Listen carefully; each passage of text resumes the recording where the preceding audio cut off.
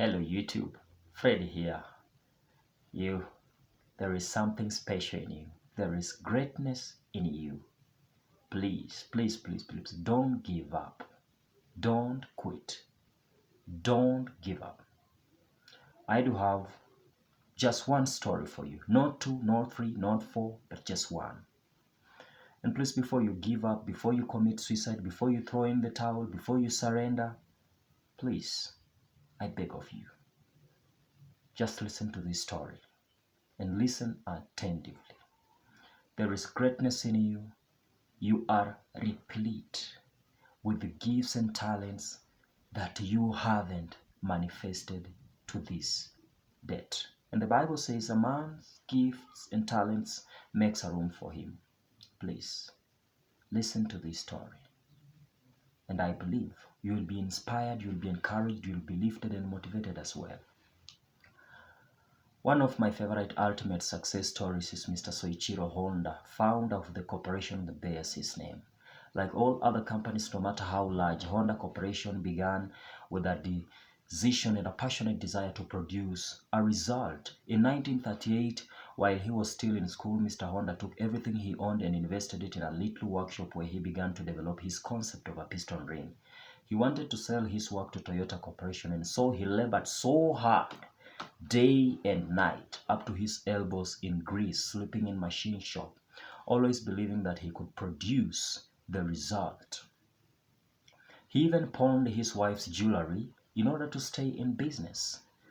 But when he finally completed his piston rings and presented them to Toyota, he was told they didn't meet Toyota's standards. He was sent back to school for 2 more years, where he heard the derisive laughter of his instructors and fellow students as they talked about how absurd his designs were.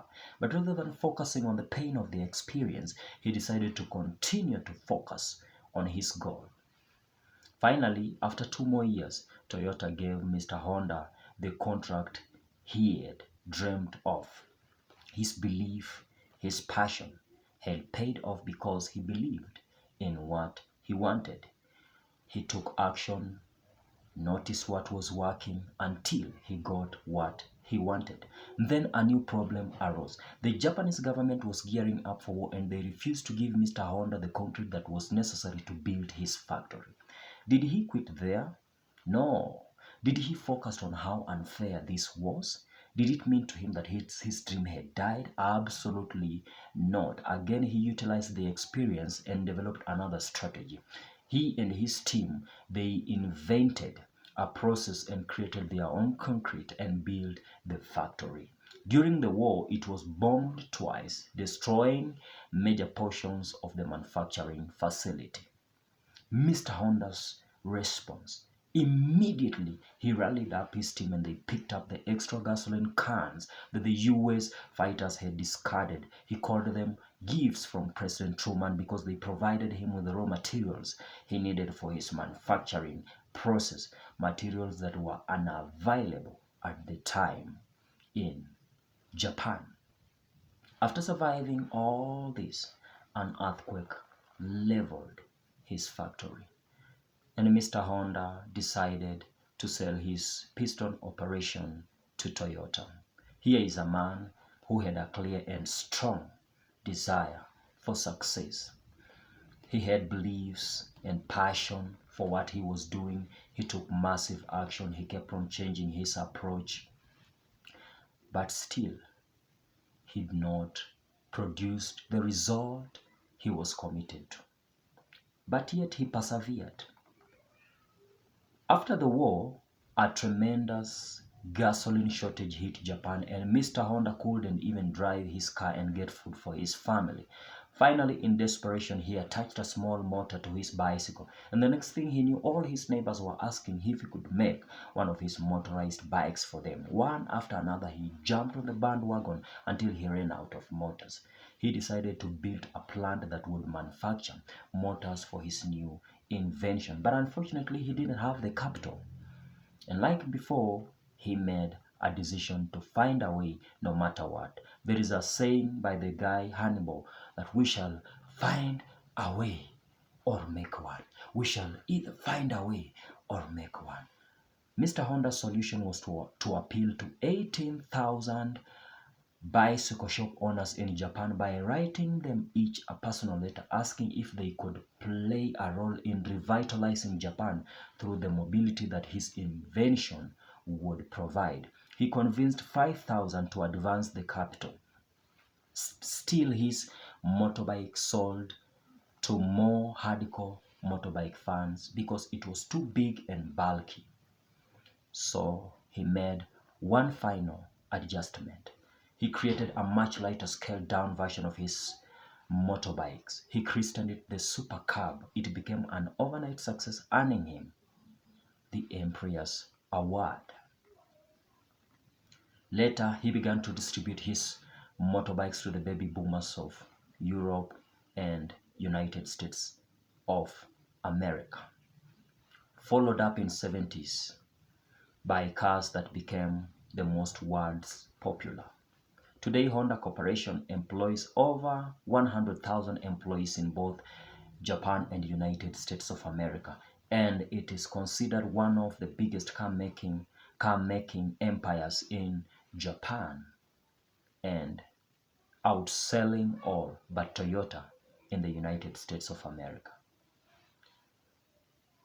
Honda Corporation succeeded because of the decision of one man who refused to give up no matter what happened on a continuous basis. How many times have you tried out on anything?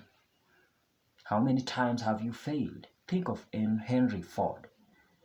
He failed more than 10,000 times while experimenting on his incandescent electric bulb, and plus a host of other talking machines. If Edison had stopped merely by wishing for the secret with which electric energy might be harnessed and made to serve through the incandescent lamp, that convenience to civilization would have remained among nature's multifarious secrets. He was met with temporary defeat more than 10,000 times before wresting this secret from nature. It finally yielded up to him because he believed it would. He kept on working so hard day and night, changing his approach until he hit on the right formula. If Edison converted failure into a stepping stone to achievement, while some of us in our society today, they use failure as an alibi for not producing result. Please, could things be the way they are because you are the way you are? And what one thing or two things that could you actually change that could, alter the trajectory of your destiny? Thomas Alva Edison said something like this: I am not discouraged because every wrong attempt discarded is another step forward. Ralph Waldo Emerson said something like this: they conquer who believe they can. Do the thing you fear, and the death of fear will be inevitable. Today, in our society, we have the thoughtless, we have the indolent, we have the ignorant. They only see the apparent effect of things, but they don't see the things themselves. It's very much easier for them to talk about luck, fortune, and chance. They see a man grow rich and they say how lucky he is, observing another one become an intellectual, and they exclaim how highly favored he is, noting another one become a dynamic speaker with a wide influence, and they remark how chance aids him at every turn. But they have no knowledge of the trials, the temptations, the ups and downs, the difficulties with which these men and women have voluntarily encountered in order for them to gain the knowledge of their experience. They have no idea of the sacrifices these men have made, or the undaunted efforts these men and women have put forth, of how much they have exercised their faith in order for them to overcome the apparently insurmountable and realize the vision of their hearts. They have no knowledge of the long and arduous journey with which these men and women have walked, but they only perceive the apparent pleasing goal and call it good fortune. Could things be the way they are because you are the way you are? And what one thing or two things that can you change that could alter the trajectory of your destiny? Please don't give up, don't quit. There is greatness in you and there is something special in you that you haven't even manifested yet to this day. Please, there is greatness in you. Any great achievement, it was first and for a time a dream. The ox sleeps in the acorn, the bird waits in the egg, and in the highest vision of the heart, a waking angel stars. Dreams are nothing more but seedlings of realities. Please, don't give up. Don't quit. Another enemy we have in our society today is fear. Ziegler said something like this: fear is nothing more but false evidence appearing real. Some of our young people in our society, they have not experimented on anything, and yet they complain how life is difficult, how life is hard. You can imagine the society with young people full of tabloid mentality at the helm. That's dangerous. That's a disaster in a society. Please, don't give up. Don't quit. Your success is just somewhere around the corner. Don't throw in the towel. Don't commit suicide. Don't surrender. Don't give up. Fear is the major enemy in our society that we should fight by all means. Doubts and fear should be rigorously excluded. They are disintegrating elements which break up the straight line of effort, rendering it crooked, ineffectual, and useless. Don't give up. Don't fear anything. Thomas Alva Edison said something like this: there is nothing capricious in nature, and the implanting of a desire indicates that its gratification is actually in the constitution of the creature that feels it. Henry David Thoreau said something like this: things do not change. We do change. Please, don't give up. Don't give up. Thomas Alva Edison said something like this: I am not discouraged, because every wrong attempt discarded is another step forward. How many times have you failed? Please don't give up. I beg of you, don't. There is actually an old entrepreneur's credo that comes down to us from classical times. It was actually written by Thomas Paine way back in 1776. And it substantially states something like this. I love it very much. I do not choose to be a common man. It's my right to be uncommon if I can. I seek opportunity and not security. I do not wish to be a kept citizen, humbled and dull by having the state look after me. I prefer the challenges of life to the guaranteed existence, the thrill of fulfillment to the stale calm of utopia. I will take calculated risks to dream and to build, to fail and to succeed. I refuse to barter incentive for a doll. I will never cower before any master, nor bend to any threat. I will not trade freedom for beneficence, nor my dignity for a handout. It's my heritage to stand erect, proud, and unafraid, to think for myself and to act for myself, to enjoy the benefits of my creations, and boldly face the world and say, this by God's help, I have done it. All this is what it means to be an entrepreneur. Could things be the way they are because you are the way you are? And what one thing or two things that could you actually change that could, alter the trajectory of your destiny? There is greatness in you, and there is something special in you. Please don't give up. Don't quit. Don't give up, and don't quit.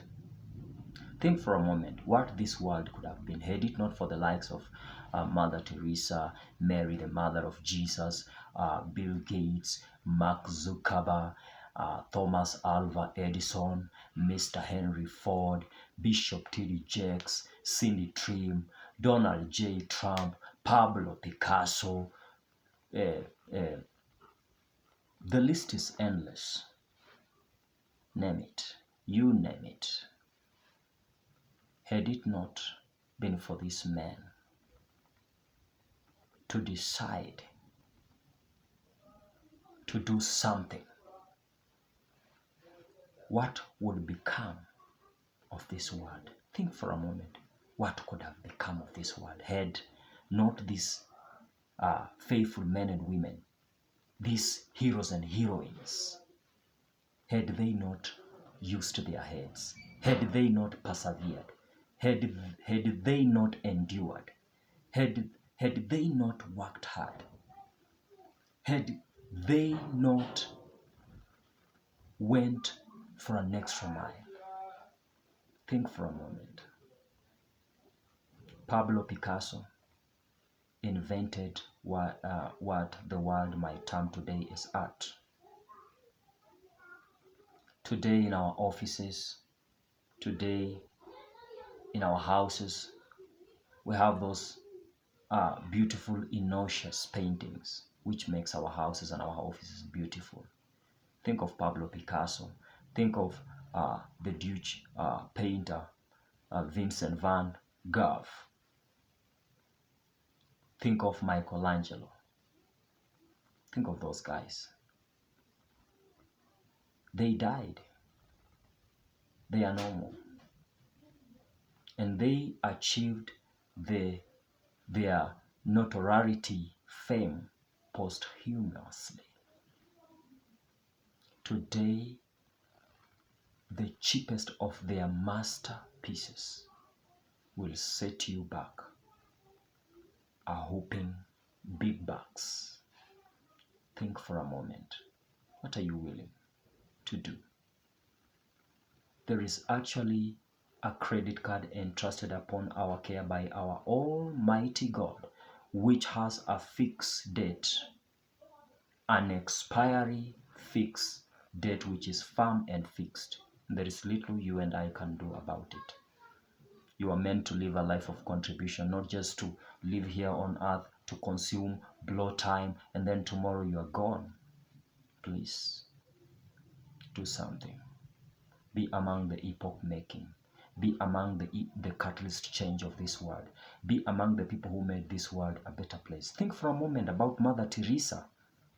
Her ultimate meaning of life was found in the most world's impoverished sections of Calcutta, India, the city of joy, which was swollen past bursting point with millions of deceased and starved refugees.